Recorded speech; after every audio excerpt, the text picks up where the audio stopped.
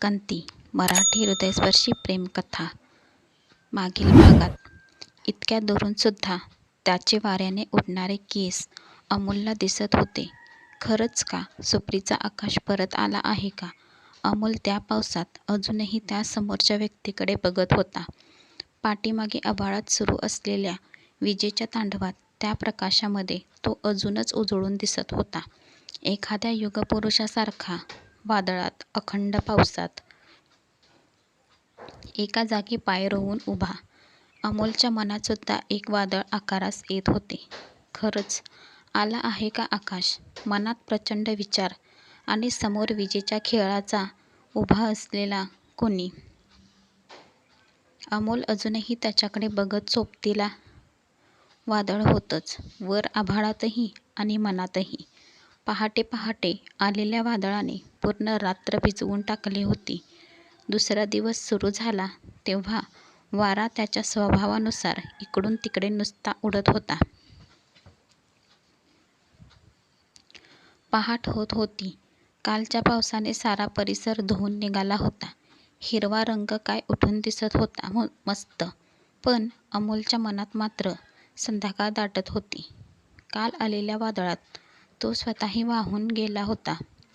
राहिला होता तो फक्त हाडामासांचा देह. भावनाहीन झालेला बहुधा. पुढचे 2 दिवशीही तेच. चल बोललं की चलायचं आणि बस बोललं की बसायचं. ना खाण्यात लक्ष ना कशात. कॅमेरा त्या वादळात बॅगमध्ये ठेवला होता तो ठेवलाच. कोणाशी बोलणं नाही. अगदी बुजगावण्यासारखा झालेला. तिथे आकाशसुद्धा काही विचारात होता. वादळात पलीकडे दिसलेले गोलाकार रचनेत असलेले तंबू काही केल्या त्याच्या डोक्यातून जात नव्हते.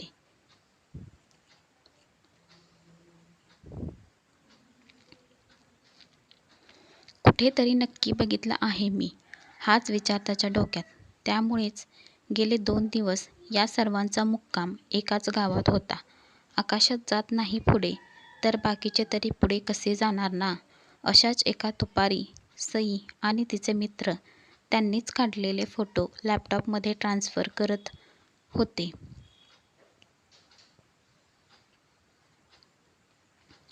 सईचे काम झालेलं, पण तिची एक मैत्रीण, ती खूप कन्फ्युज्ड वाटत होती. सई तिच्या शेजारी येऊन बसली. हे व्हॉट हॅपन? सी, तिने सईला एक फोटो दाखवला. वाव, अमेझिंग, ये तूने क्लिक किया है? सईने तिला शाबासकी दिली. वेट, सईला तिने पुढचा फोटो दाखवला. तोही सुंदर. दोनों क्लिक अमेझिंग है, तो कन्फ्यूजिंग क्या है? सईने उलट प्रश्न केला. मीन्स माय फ्रेंड, अभी दूसरा इमेज देखो, तुम्हें अभी भी समझ नहीं आया? सईला विचारलं. क्या? ये फर्स्ट क्लिक मेरा नहीं है, तो किसका है? आकाश. हू? सई, तिने सईच्या डोक्यावर टपली मारली.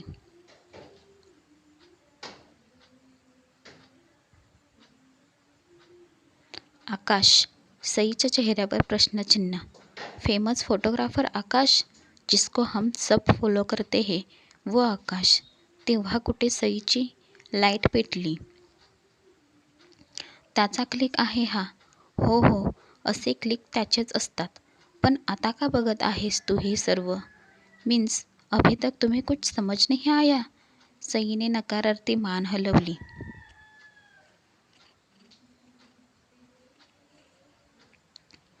ओके, तुम्हारे पुराने क्लिक देखो, जो हमने इधर आने से पहले क्लिक किए थे और अभी के जस्ट कंपेयर.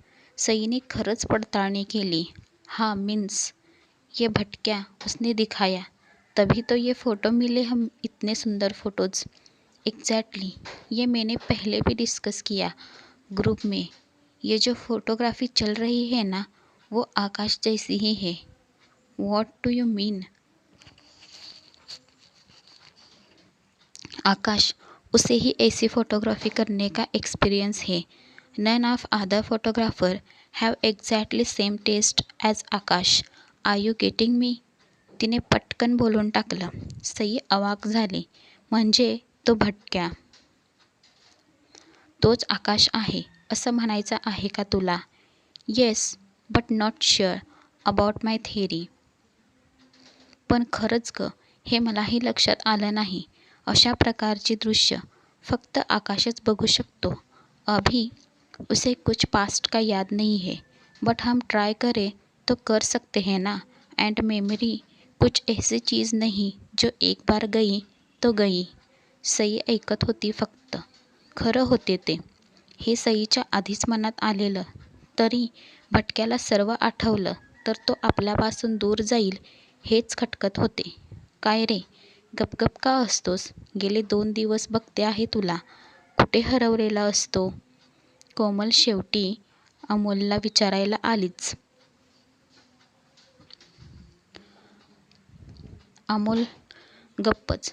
बोल ना काहीतरी. काही नाही, जरा निराश झालो आहे इतकंच, बोललाच अमोल. तरीही कोमल काही बोलणार पुढे तर अमोलने तिचं वाक्य तोडलं. नको विचारू, नाही सांगता येणार.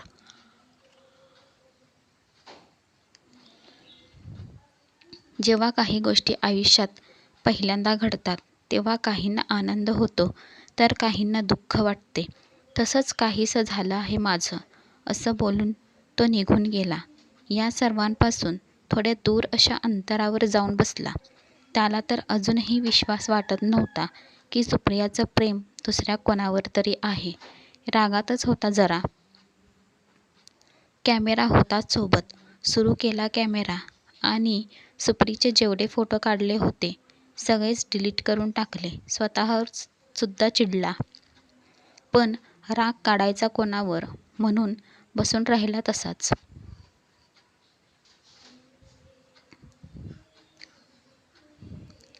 अमोल सर, मागून आवाज आला.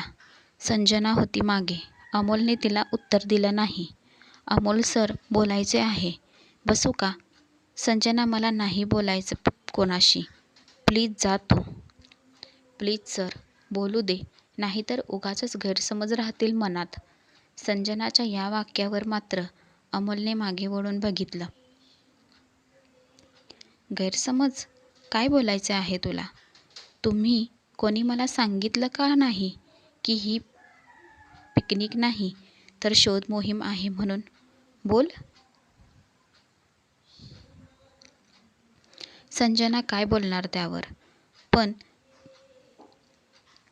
मला बोलू द्या 5 मिनिट तरी, प्लीज सर. अमोल काही ऐकायच्या तयारीत नव्हता. तरी संजनाने त्याला खाली बसायला सांगितलं.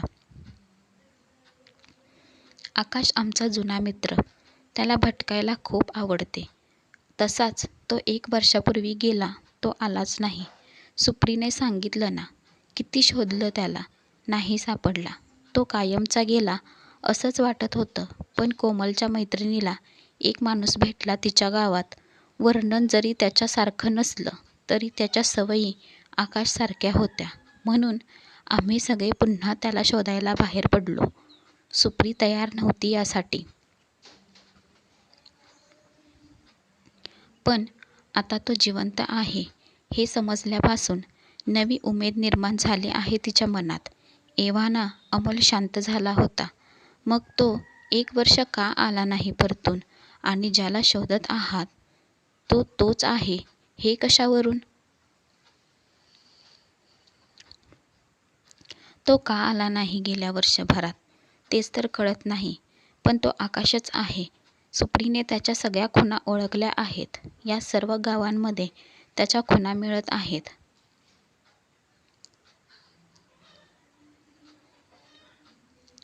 आपण त्या खुणांच्याच मागे जातो आहोत. गावात त्याला भटक्या म्हणतात. अपघातातून वाचला तर नक्की, परंतु त्याचा तसा अवतार का आणि कसा झाला ते तो भेटेल तेव्हाच कळेल. संजनाने पूर्ण माहिती सांगितली. अमोलला पटलं ते.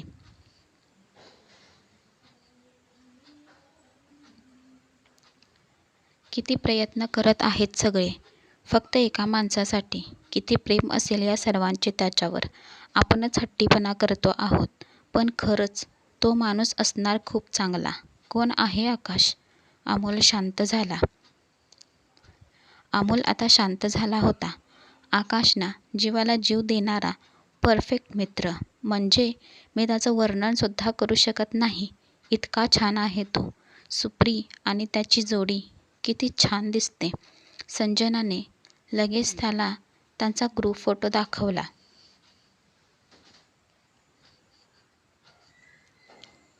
त्या फोटोत फक्त एकच वेगळा व्यक्ती होता. अमोलने ओळखलं. आणि तुम्ही त्याला ओळखत असणार. आकाश फोटोग्राफर आहे. वाईल्ड इंडिया मॅगझिनचे फोटो काढणारा फेमस फोटोग्राफर आकाश. अमोल तर त्याचा फॅन होता.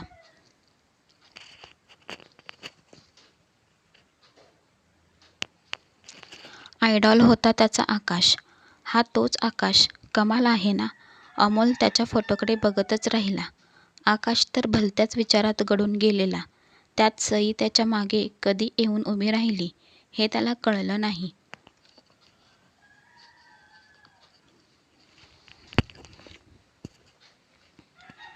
कॅमेरा कधी वापरला आहेस का तू? आकाशने सईकडे पाहिलं. नाही का? तुझ्या गळ्यात असतो ना तो. कोणाचा आहे मग? सांगितलं ना आधीच, माझ्यासोबतच आहे आधीपासून. पण आता का पुन्हा विचारते आहेस? सईनं वाचलं होतं कुठंतरी. मेमरी लूज झालेल्या व्यक्तींना त्याच्या आठवणीतील गोष्टी, रोजच्या वापरातील गोष्टी समोर आणल्या तर त्यांची गेलेली मेमरी परत येते. आता भटक्या हाच आकाश असेल तर त्याची नित्याची गोष्ट म्हणजे साहजिकच कॅमेरा.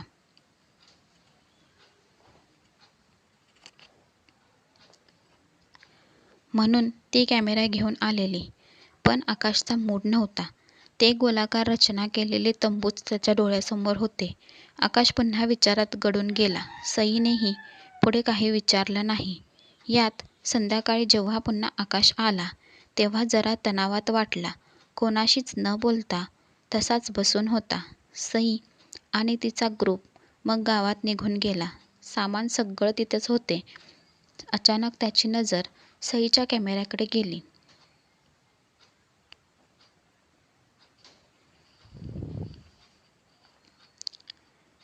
डोक्यात सुरू असलेल्या त्याच त्या विचारांनी वैतागला होता तो. काहीतरी विरंगुळा म्हणून त्याने कॅमेरा उचलला. का सांगत होती मॅडम मला फोटो काढण्यासाठी? सहजच त्याने बसल्या जागी कॅमेरा उलटपुलट करून पाहिला. काही आठवलं. सई कॅमेरा कसा पकडते फोटो काढण्यासाठी तसाच कॅमेरा त्याने डोळ्यांसमोर धरला.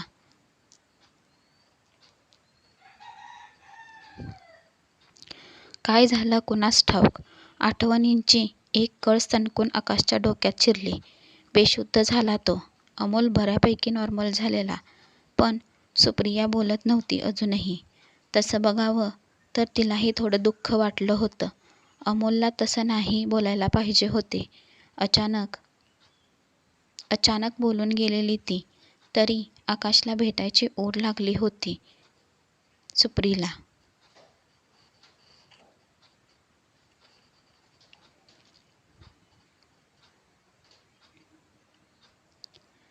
दोघांपैकी एकाला सांभाळावे लागेल.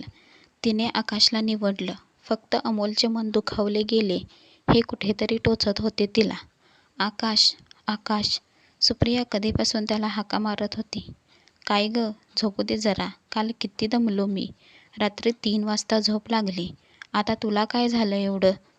जा झोपू दे जरा. आकाश पेंगत होता.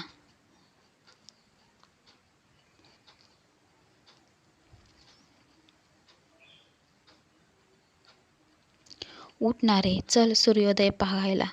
सकाळचे 5 तर वाजले आहेत. वेडीबिडी झाले आहेस का? 5 वाजता कुठे सूर्योदय होतो? ती संजना बरोबर बोलते तुला, पागल. आकाश पुन्हा झोपला. थांब हा, आता पाणीच ओतते, मग होशील जागा. सुप्रीने पाणी ओतलं. आकाशला जाग आली. डोकं अजूनही दुखत होते. हलकेच त्याने डोळे उघडले. बाजूला सई होतीच. आकाशला शुद्ध आली तशी ती डॉक्टरला बोलवायला पळाली. आकाशला काही कळत नव्हतं. थोडा वेळ गेला त्याला समजायला. सई डॉक्टरसोबत आली. डॉक्टरने तपासलं आकाशला.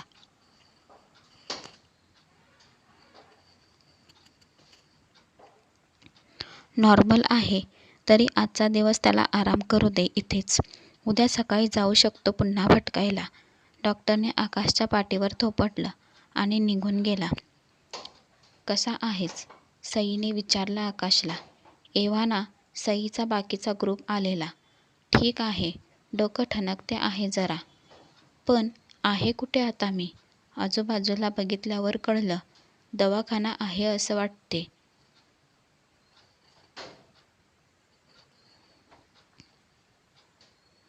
तू बेशुद्ध झाला होतास म्हणून इथे आणलं. तुम्ही घेऊन आलात का? मी नाही, गावातल्या लोकांनीच आणलं. आकाशला आठवलं. कॅमेरा घेतला होता हातात. पुन्हा एक कळ त्याच्या डोक्यात भिनली.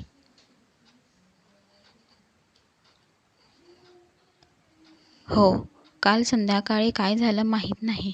कॅमेरा हातात घेतला आणि बेशुद्ध झालो. काल संध्याकाळी? 2 दिवस झाले तू बेशुद्ध आहेस. यावर आकाश उठूनच बसला. 2 दिवस? उठून बसला तरी त्याचे डोके दुखत होते. डोकं पकडून बसला तो. काय झालं नक्की तुला? सईने काळजीत विचारलं. माहीत नाही, पण काहीतरी डोक्यात शिरलं आहे असंच वाटते. आणि मगाशी एक स्वप्न पडलं होतं. त्यात तीच मुलगी होती. पण ते स्वप्न नसून आधीही घडलं आहे माझ्यासोबत असंच वाटते. मीना, झोपतो जरा. खूप दुखतं आहे डोकं. आकाश झोपला पुन्हा. सई आणि तिचे मित्र बाहेर आले. मुझे लगता है उसे पुराना कुछ याद आ रहा है. एक जण पटकन बोलून गेला. सईलाही कळत होते ते. कॅमेरा हातात घेतला की काहीतरी आठवणार नक्की. तसेच झाले होते. फक्त आता तो निघून जाईल याचे तिला वाईट वाटत होते.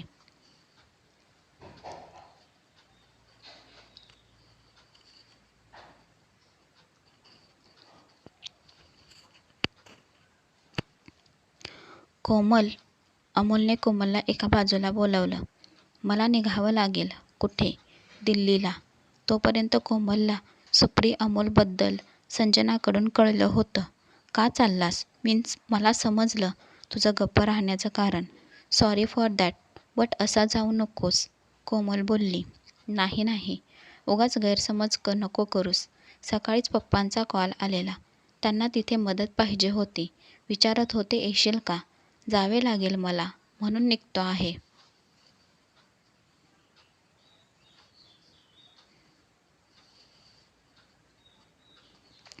सुप्रीला सांगितलंस का तू? ती तशीही बोलत नाही आता माझ्याशी. पुन्हा तिला सांगायला गेलो तर तिलाही हीच मिसअंडरस्टँडिंग होईल. त्यापेक्षा असाच जातो. कोमलला पटत नव्हतं ते. तिने थांबवलं अमोलला.